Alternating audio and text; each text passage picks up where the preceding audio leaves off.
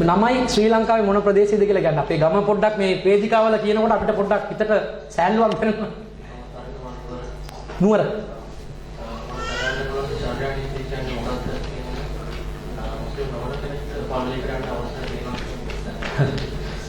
තරිඳුනේ.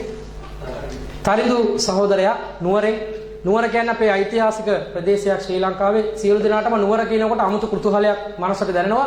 නිෂ්කලංක පරිසරයක්, ඒ වගේම ඓතිහාසික පින්බිමක් නුවර ශ්‍රී ලංකා ජනතාවට. දළදා මාලිගාවෙම පිහිටලා තිබෙන්නේ. තරිඳු සහෝදරයා අහන ප්‍රශ්නේ තමයි ශරියා නීතිය කියන්නේ මොකක්ද? පළවෙනි ප්‍රශ්නය. දෙවෙනි ප්‍රශ්නේ මුස්ලිම් නොවන කෙනෙකුට මුස්ලිම්වරයෙකුගේ පල්ලි වලට ඇතුළු වන්නට පුළුවන් දේවස්ථාන වලට. පළවෙනි ප්‍රශ්නේ වෙත අපි යොමු වෙමු. ශරියා නීතිය කියන්නේ ශරියා කියන එම වචනේ අර්ථය ධාර්මික නීතිය. ධාර්මික නීතිය. නීති රාමුව. ඒ තමයි ශරියා කියලා කියන්නේ. අපි ලෝ කියලා කියන්නේ නීතිය. ඒ තමයි අරාබි භාෂාවෙන් ශරියා කියන්නේ. ආගමික මඟ පෙන්වීමක් සහිත නීති රාමුවකට තමයි ශරියා කියලා කියන්නේ. ඉස්ලාම් ධර්මයේ දෙආකාරයක ශරියා නීතිය පිළිබඳව කතා කරනවා. එකක් තමයි සිවිල් ශරියා නීතිය. දෙවෙනි කොටස අපරාධ සම්බන්ධ ශරියා නීතිය. කොටස් දෙකක් තිබෙනවා. ඉස්ලාම් ධර්මයේ මිනිසෙකු ජීවත් විය යුතු උපතේ සිට විපත දක්වා මිනිසෙකු ජීවත් විය යුතු ජීවන මාර්ගය පිළිබඳව දැනුවත් කරන ධර්මයක්. නීති රාමුවක් සහිත ධර්මයක්. ඒකට අපි ශරියා කියලා කියනවා. එම ශරියාවේ ලෞකික ජීවිතයට සම්බන්ධ, ඒ වගේම ආධ්‍යාත්මයට සම්බන්ධ නොයෙකුත් නීති තිබෙනවා. ලෞකික ජීවිතයේ කොටස් දෙකක් ශරියා නීතිය තිබෙනවා. එකක් සිවිල් නීතිය, අනෙක අපරාධ නීතිය. අද බහුතරයක් කතා බහට ලක්වන්නේ මේ අපරාධ නීතිය පිළිබඳව. එයත් ශරියා නීතියක්. සිවිල් නීතිය කියන්නේ ශරියා නීතියක්. ඉස්ලාම් ධර්මයේ ශරියා නීතියක් තමයි විවාහය. විවාහය සිදු කළ යුතු ආකාරය. මුස්ලිම් පුරුෂයන්ට කාන්තාවන් 4ක් විවාහ කරගන්නට අවසරය තිබෙනවා. අපේ පුරුෂයන් කියනකොට hina වෙනවා, කාන්තාවන් කලබල වෙනවා. මෙම නීතිය කියනකොට. පුරුෂයන්ට ස්වභාවයෙන්ම සිනාමුසු මූණක් මතුවෙනවා. කාන්තාවන් 4ක් දක්වා විවාහ කරන්න අවසරයක් තිබෙනවා. අනිවාර්ය නැහැ. ඊළඟ විවාහ නීති මං කියන්නේ. මුස්ලිම් වරයෙක් විවාහ වෙනවා නම් මුස්ලිම් පුරුෂයෙකු විසින් මුස්ලිම් කාන්තාවකට මංගල දායාදයක් ලබා දීලා විවාහ කරගත යුතුයි. මේ මංගල දායාදයට අපි අරාබි වලින් මහර් කියලා අපි පවසනවා. මහර් මංගල දායාදය. මංගල දායාදය කියන්නේ දෑවැද්දට පටහැනි දෙයක්. අද සාමාන්‍ය අපේ සමාජය තුල සිද්ධ වෙන්නේ මනාලියගෙන් මනාලයා රන් බඩු දීපල සින්නක්කර ඉඩම් ලබා ගැනීමක්. ගෙවල් දොරවල් ලබා ගැනීමක්. නමුත් ඉස්ලාම් පවසන්නේ කාන්තාවට ඔබ වියදම් කළ යුතු මිසක් කාන්තාවගෙන් ඔබ කිසිවක් ලබා නොගත යුතුයි. කාන්තාවන් පරිපාලනය කරන, කාන්තාවන් වෙනුවෙන් වියත් පැහැදම් කරන පිරිස පුරුෂයි. සමහර අපේ කට්ටිය ඉඳි කාන්තාවන් මැද පෙරදිග රටවල් වලට යවලා ගෙදර ඉඳලා එම මුදල් වලින් හම්බ කරලා කන මිනිස්සු ඇති. එම මුදල් වලින් ජීවිතය ගත කරන මිනිස්සු ඇති. ඒ ඉස්ලාම් ධර්මය අනුමත කරන්නේ නැහැ. ඉස්ලාම් කියන්නේ කාන්තාවකට උපයන්නට පුළුවන්. කාන්තාවකගේ මුදලින් පුරුෂයෙකුට ආහාර පාන අනුභව කරන එක තහනමක් නෙමෙයි. නමුත් එය අනිවාර්ය ක්‍රියාවක් බවට පත්ව කළ යුතුයි. වගකීම තිබෙන්නේ කාන්තාවට නෙමෙයි පුරුෂයාට. කාන්තාව කැමති නම් එම කාන්තාව ස්වච්ඡාවෙන් වේදම් කරනවා නම් කරන්නට පුළුවන්. නමුත් එම ඉපැයීම, එම වියපෑදම් කිරීම පවා විවාහයේදී කාන්තාවන්ට සිද්ධ කරන්නට බෑ. මේ නීතිය විවාහයේ සිදු කිරීම සඳහා. ඒ වගේම කාන්තාවක් විවාහ වෙනවා නම් බාරකරුවෙක් සිටිය යුතුයි. කාන්තාවකට ස්වාධීනව විවාහයක් සිදු කර ගන්නට බෑ. කාන්තාවගේ කැමැත්ත තිබිය යුතුයි. නමුත් කාන්තාව එම කාන්තාව විසින්ම තමාගේ මනාලයාව විවාහ කර ගැනීමේ අයිතිය නැහැ. හේතුව කාන්තාවට ආරක්ෂාවක් අවශ්‍යයි. විවාහයක් කියන්නේ ගිවිසුමක්. වසර ගණනාවක් ජීවත් විය යුතුයි. ඒ සඳහා කාන්තාවට බාරකරුවෙක් අවශ්‍යයි කියලා ඉස්ලාම් ධර්මයේ වැනි සිවිල් කටයුතු වලට නීති රාමුවක් තිබෙනවා. ඒකට අපි සිවිල් ශරියා නීතිය කියලා අපි කියනවා. ඒ වගේම තවත් කොටසක් තමයි අපරාධ සම්බන්ධ ශරියා නීතිය. අපරාධ සම්බන්ධ ශරියා නීතිය තමයි යම් යම් අපරාධයන් ලෝකයේ සිද්ධ වෙනකොට, යම් යම් අක්‍රමිකතාවන් ලෝකයේ සිද්ධ වෙනකොට ඒ සඳහා දඬුවම් නියම කිරීම. කෙනෙක් තවත් කෙනෙකුව ඝාතනය කරා නම් එම ඝාතනය කරපු ඝාතකයාට මරණීය දඬනය ලබා දෙන මෙන් ඉස්ලාම් ධර්මයේ පවසනවා. මේවා තමයි මුස්ලිම් නොවන ජනතාව බියගස්වන්නේ. ඇයි බෙල්ල කපලා දාන්නේ? බෙලි කපනවා. හැමතැනම මේ ශරියා නීතිය නිසා. මුස්ලිම් හෝ මුස්ලිම් නොවන කෙනෙක් ඉස්ලාමීය රාජ්‍යයක් තුල සොරකමක් සිද්ධ කළා නම් සොරකම සිද්ධ කළපු සොරාගේ අත කපා දැමිය යුතුයි. යම්කිසි පුද්ගලෙක් විවාහ නොවූ පුද්ගලෙක් දුරාචාරයේ යෙදුණා නම් එම විවාහ නොවූ පුද්ගලයාට කස පහරවල් 100ක් ලබා දිය යුතුයි. ප්‍රසිද්ධියේ මා ජනතාව අමුවේ හොඳට තලන්න ඕන 100 වතාවක්. ආයි දුරාචාරයේ යෙදෙනවද කියලා වේවල් පාරවල් දෙනවා වගේ ගුරුවරු පන්තිවල ප්‍රසිද්ධියේ කස පහරවල් දීලා තලන්නට ඕන 100ක්.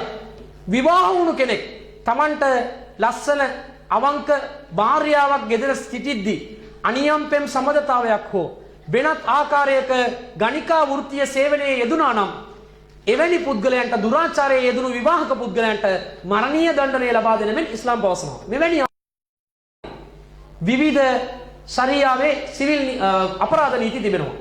නමුත් මේ සියල්ලක්ම ක්‍රියාත්මක කළ යුත්තේ කවුද? අපරාධ සම්බන්ධ ශරියා නීතිය ක්‍රියාත්මක කළ යුත්තේ ඉස්ලාමීය රාජ්‍යයක් විසින් පමණයි.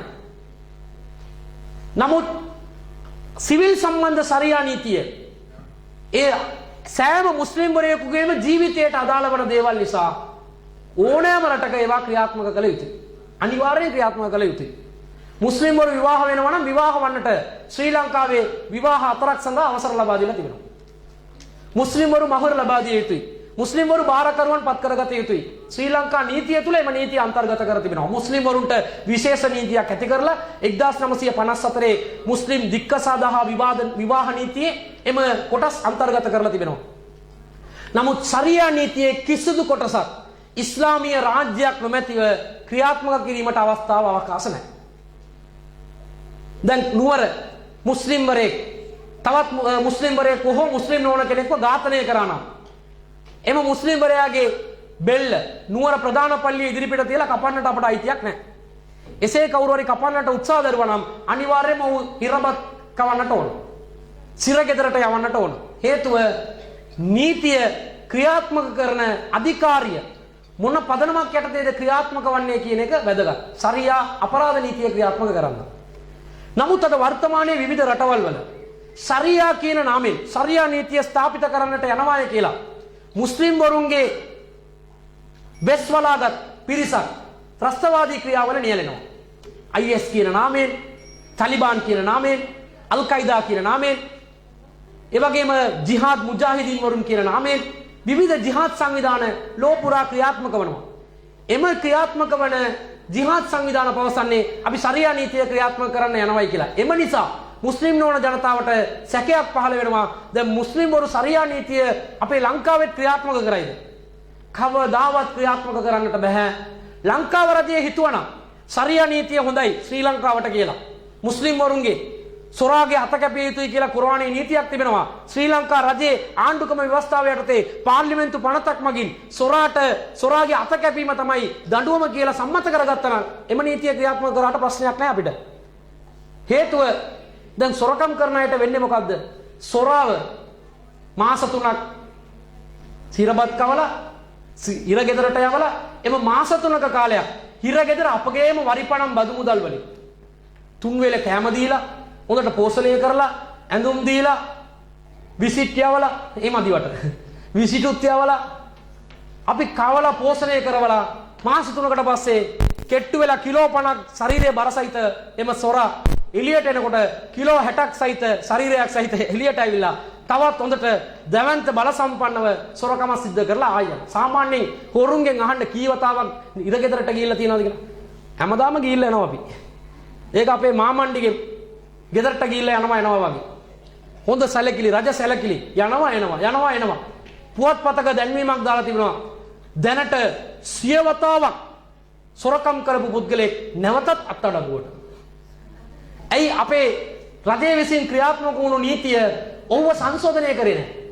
නිවැරදි කරේ නැහැ. දඬුවමක් කියන්නේ පුද්ගලයෙක්ව නිවැරදි කරන්නට ඕන. සංශෝධනය කරන්නට ඕන. සංශෝධනයක් වුණේ නැහැ. එම පුද්ගලයා නැවත හිරගෙදරට ගියා. එසේනම් ඉස්ලාම් පවසන්නේ සොරකම් කරපු පුද්ගලයාගේ අත කපලා දාන්න. අත කපුවයි කියන්නකො. අත නැති පුද්ගලයෙක්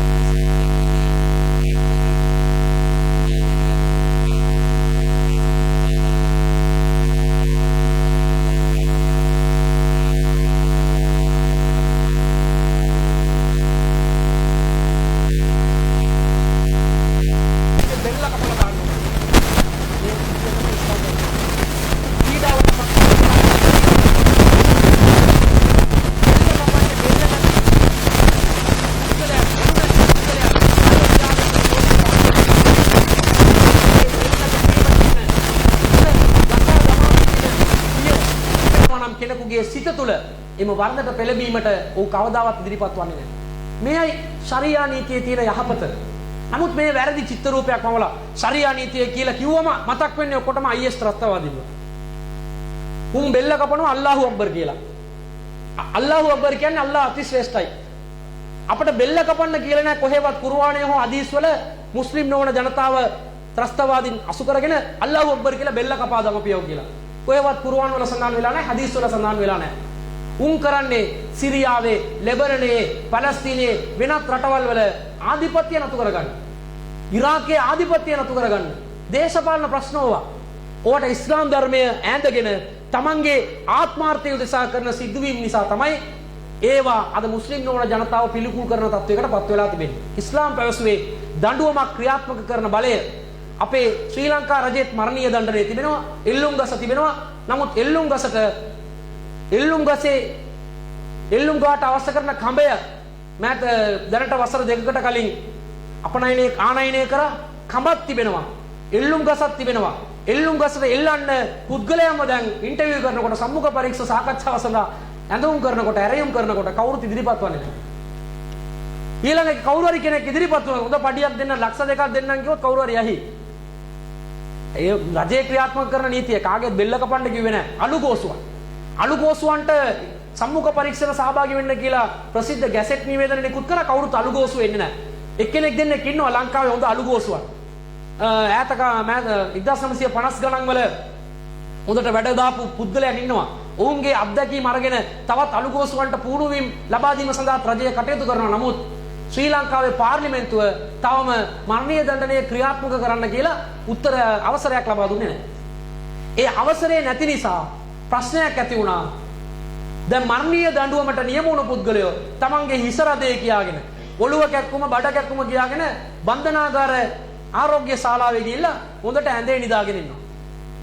ඒවත් පාර්ලිමේන්තුවේ මෑත කාලයේදී සාකච්ඡාවට බඳුන් වුණ කාරණාවක්. එම නිසා ඉස්ලාම් කියන්නේ ප්‍රායෝගිකව රජයක් කැමති නම් ඉස්ලාමීය ශරියා නීතිය ක්‍රියාත්මක කරන්න ඒ සෞදි අරාබියාව වැනි රටවල ක්‍රියාත්මක වෙනවා. කුවයිට් රාජ්‍යයේ පවා යම් යම් කරුණු කාරණාවලදී ක්‍රියාත්මක වෙනවා. සම්පූර්ණයෙන් ක්‍රියාත්මක වෙන්නේ නැහැ.